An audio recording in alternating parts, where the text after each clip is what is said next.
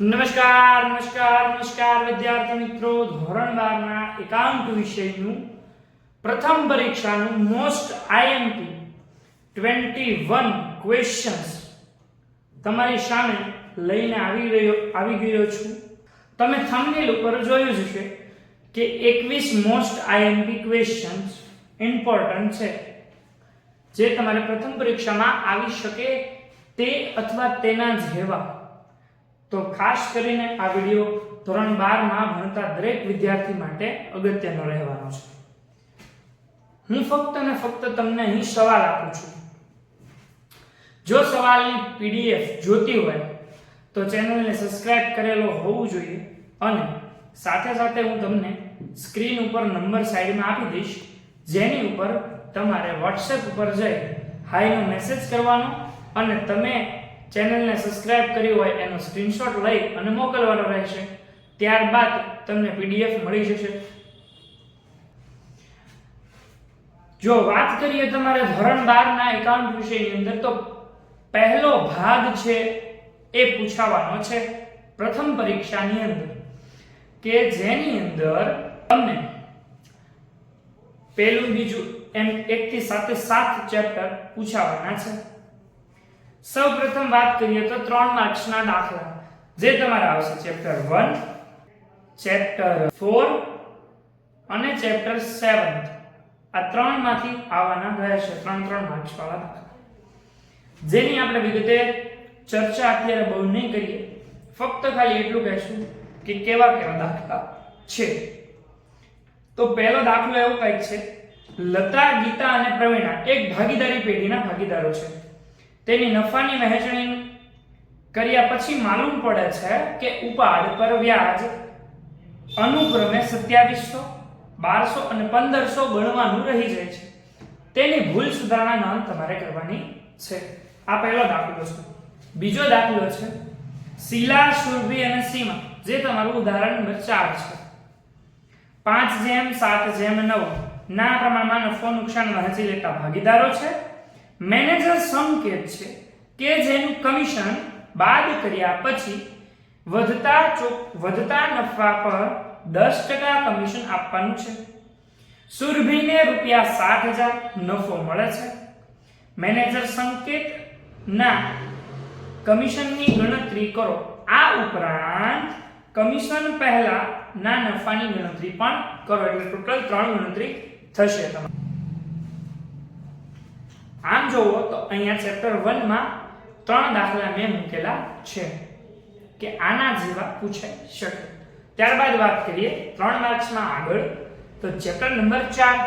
Chapter number 4 ની અંદર ધ્યેય, સિદ્ધિ અને પ્રાપ્તિ એક ભાગીદારી પેઢીના ભાગીદારો છે, જેનું નફા નુકસાનનું પ્રમાણ 1:1:1 છે.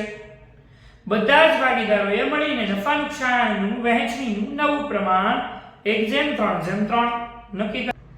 આ માહિતી પરથી લાભનું પ્રમાણ શોધો. આ પહેલો દાખલો થઈ ગયો. બીજો દાખલો ચેપ્ટર 4 નો પૂનમ, ધવલ અને કોમલ એક પેઢીના ભાગીદારો છે. તેમની વચ્ચે નફા નુકસાનની ફાળવણીનું પ્રમાણ 3:2:1 છે. બધા જ ભાગીદારોએ નફા નુકસાનની વહેંચણીનું પ્રમાણ બદલીને 1:2:2 કરવાનું નક્કી કર્યું. ભાગીદારોએ કરેલ ત્યાગની ગણતરી કરો. ત્યારબાદ છેલ્લો દાખલો 3 માર્ક્સમાં પૂછાઈ શકે તેવો.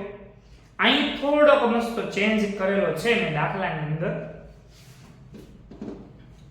રામ અને રહીમ એક ભાગીદારી પેઢીના ભાગીદારો છે. તેમની વચ્ચેનું નફા નુકસાનનું પ્રમાણ 4:3 છે. તારીખ 31/3/2024 ના રોજ પેઢીના ચોપડે નીચે પ્રમાણેની બાકીઓ આપી છે. નફા નુકસાન ખાતું ઉધાર બાકી છે ₹14,000, અનામત ભંડોળ ₹42,000, કારીગર નફા ભાગ ભંડોળ ₹21,000 છે. ઉપરોક્ત તારીખે રામ અને રહીમે તેમના વચ્ચે નફા નુકસાનની ફાળવણીનું નવું પ્રમાણ 1:1 નક્કી કર્યું છે. ભાગીદારી પેઢીના ચોપડે એકત્રિત થયેલ નફા કે ખોટની વહેંચણી દર્શાવતી આમ નોંધ પસાર કરો. આની અંદર એક પોઈન્ટ ખાલી મિસિંગ છે જે તમારે છે ટેક્સ્ટ બુકમાં, એ છે કારીગર અકસ્માત વળતર ફંડ. ઈ આમાં આપણે લીધેલ નથી. આવો પણ ટ્વિસ્ટ કરીને પૂછાય છે.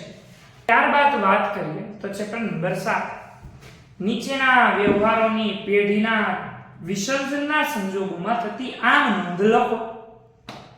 આવો એક ટાઇટલ આપ્યું હોય અને આપ્યા હોય ત્રણેક જેટલા તમને વ્યવહાર આપ્યા હોય, જેમ કે પેઢીના વિસર્જન સમયે દેવાદારે ₹80,000 અને લેણદારોને ₹40,000 છે. જે ભાગીદાર પ્રતિ 20% ઓછી કિંમતે દેવાદારો લઈ અને લેણદારોને ચૂકવી આપે છે, જે તમારું ઉદાહરણ નંબર 1 ની અંદર 9મો દાખલો છે એના જેવું થયું.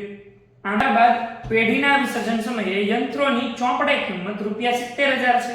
એક ભાગીદાર તે 78,000 માં લઈ જાય છે. આ બીજો મુદ્દો થયો. ભૂતકાળમાં માંડી વાળેલ ઘાલખાદ ₹12,000 પૈકી ₹10,000 પરત મળ્યા. 3 મુદ્દા, જે 2 મુદ્દા સાવ સહેલા છે અને ઉપરનો એક મુદ્દો જે 9મું છે ટોપિક ઉદાહરણ નંબર 1 નું, એ તમારે થોડું મહેનત માંગી લે તેવું છે. આની પછી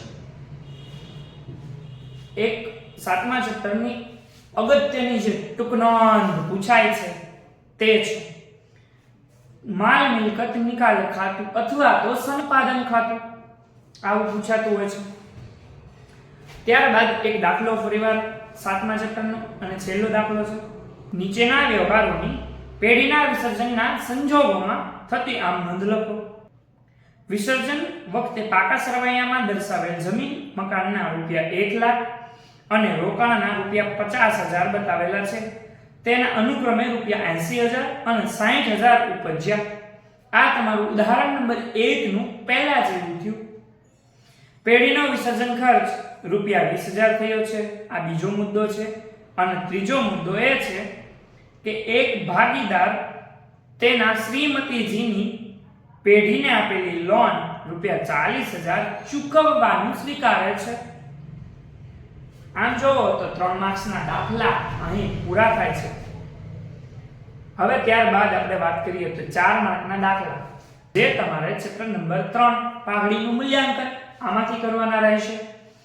નીચેની માહિતી પરથી પટેલ અને શાહની ભાગીદારી પેઢીની પાઘડીની કિંમત છેલ્લા 5 વર્ષના ભારિત સરેરાશ નફાની 2 વર્ષની ખરીદીના આધારે નક્કી કરો.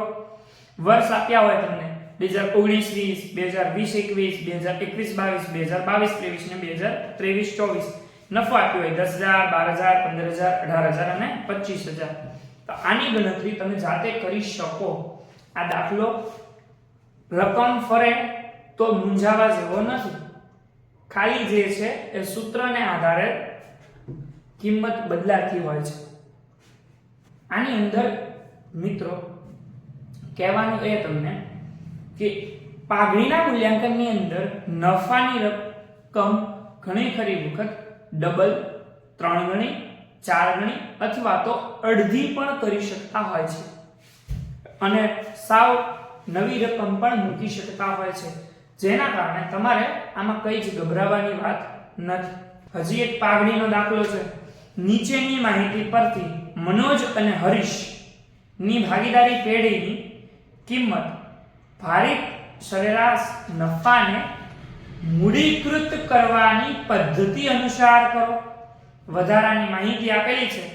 ધંધાની મિલકત આપી છે 13,40,000, ધંધાના દેવા આપ્યા છે 3,40,000, ધંધાનો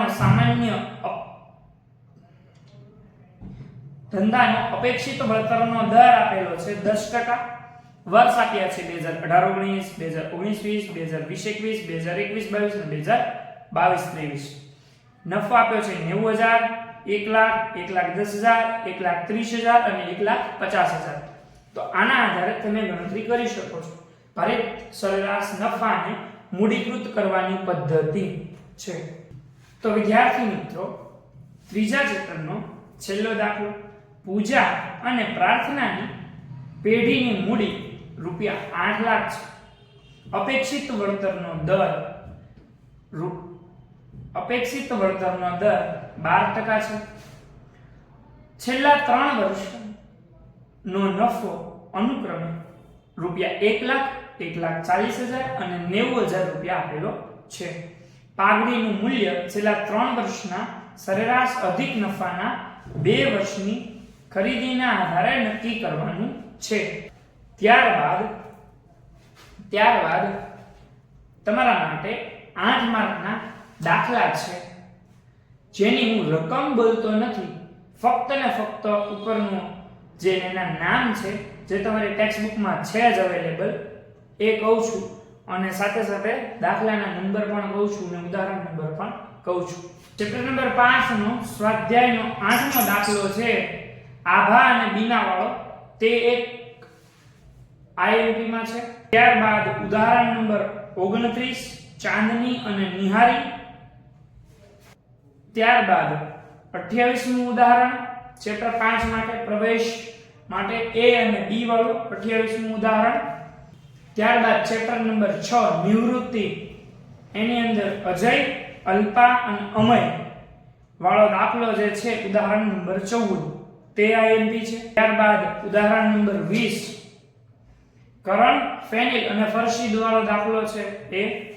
ત્યારબાદ સ્વાધ્યાયનો 14મો દાખલો ચિરાગ, જીગર અને કેશવ.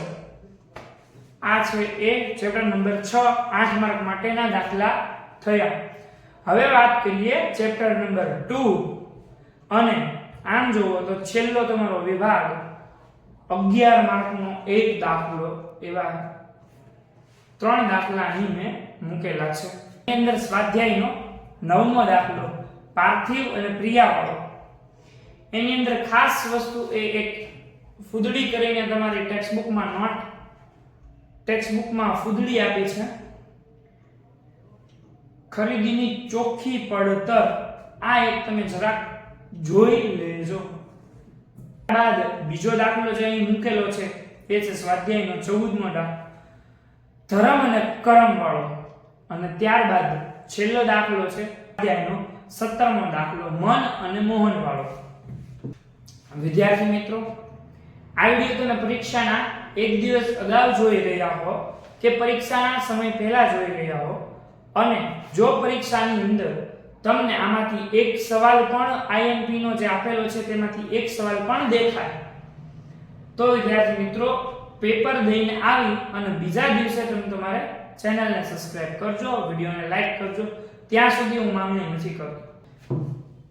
તમારા મિત્રો સાથે શેર કરવાનું ના ભૂલતા. આવી જ માહિતી અને આવી જ રીતે ધોરણ 12 નું એકાઉન્ટ, દ્વિતીય પરીક્ષાનું અને બોર્ડની પહેલા પણ IMP આપવામાં આવશે. માટે આ ચેનલ સાથે જોડાયેલા રહો. જય હિન્દ, જય ભારત, જય જય ગરવી ગુજરાત.